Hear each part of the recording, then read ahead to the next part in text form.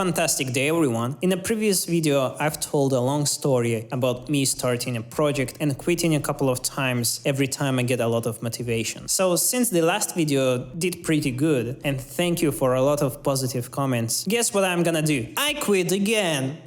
I'm just kidding. I can't stop working on it. I guess I've trained myself to actually complete projects over the past couple of years. Anyways, on this video, we're gonna go through the technical difficulties about how this game is being developed, which technologies I use, how I combine them all together. Since I've decided to use a browser to run the game on, and on previous prototypes I was using Java programming language, we're gonna have to break up with it. Hey Java, my love. Oh hi my love, cough cough. I've missed you so much.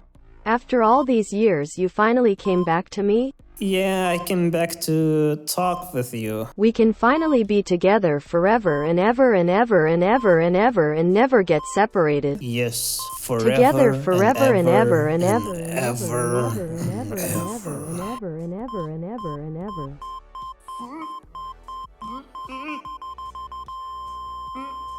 I'm with JavaScript now, I'm sorry. Alrighty then, that issue got resolved. Since I chose JavaScript, I needed to find a good game framework. I didn't need something big, I just needed it to handle the rendering, and everything else I would create on my own. There was a big competition between Phaser, Pixie.js, Babylon.js. I've done some research and found out that Pixie.js fits my purpose well. It handles WebGL rendering and it's fast as fuck! I mean, look at this. There are 100,000 bunnies jumping around and it's still 60 FPS. And there is probably never gonna be 100,000 objects on my screen in the game at the same time. So that's why I chose Pixie.js. Then I've been thinking, how am I going to implement a graphical user interface to the game using Pixie? I've asked myself that question because during my career I've been developing websites. And from all this experience, I genuinely think that there is nothing better than using HTML and CSS for user interface development. Of course, by HTML and CSS, I don't really mean pure HTML and CSS. I could use some frameworks that could make it a lot easier. And then it hit me. I've been working with React for the past couple of years. Since this is a browser game, why not to combine Pixie and React together? And that's what I did. I just created two elements, one for Pixie canvas and another for React application. I've overlaid React on top of Pixie, and then all I had to do is to create some sort of state management so that both elements will be able to talk with each other. I've created a custom hook called useGameState, which returns a state of the game and a collection of setter functions that would change the state values in a way that React would detect the changes and update the DOM. And I've created a little test just to see that the game code and React is able to update each other, and it works great. Then I started working on game physics, but I didn't want to create something basic like everybody on YouTube teaches, having tile collisions and having the ability to move in the middle of the air. None of that. I wanted it to be more advanced and precise by making line collisions instead of having rectangular collisions. That way, I would be able to create proper slopes on the ground and absolutely have no chance of falling through the ground. I won't be explaining how it works because I want to make a separate video about it. It might be very interesting. Next, I needed to decide how to do the networking. There are a bunch of methods I could do, but it came to a choice between two options. I could use the socket IO for the real-time communication, or I could use WebRTC for the real-time peer-to-peer connection. WebRTC sounds great for a massive multiplayer game because it won't require much computing power from the server. Therefore, it would be a lot cheaper to host one. However, the disadvantage is that it would be easier to cheat by making your player fly, teleport, having mobs stuck in one place to kill them easier. Of course, there might be solutions to all that, but it will be a pain in my poor back.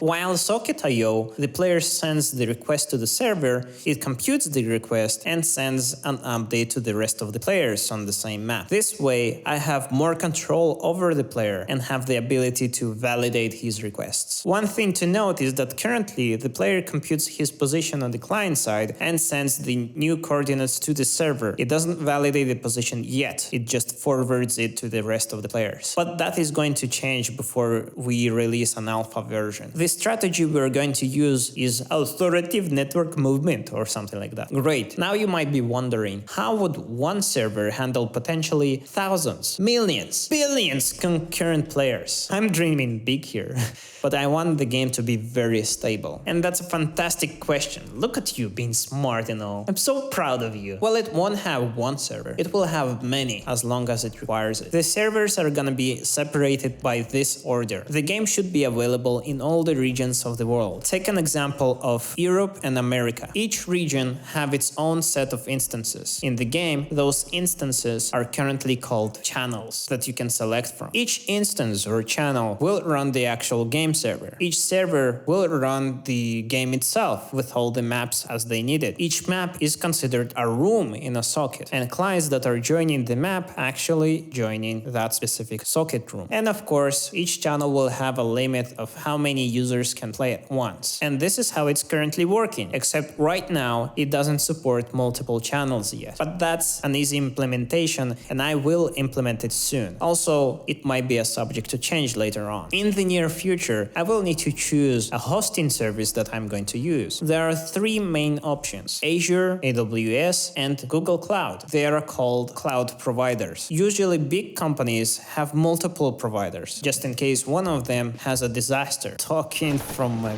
personal experience in my career. In the very early stages, however, I'm going to host the server on my dedicated server at home, because those cloud providers can get very expensive. Once the game is close to being polished, that's when we're gonna start working on setting up the cloud providers. And this is it for this video. In the next video, I will show off the current progress of the map editor that I've been developing. Here's a sneak peek. Thank you very much for watching, and thank you for all the support. Have a fantastic day.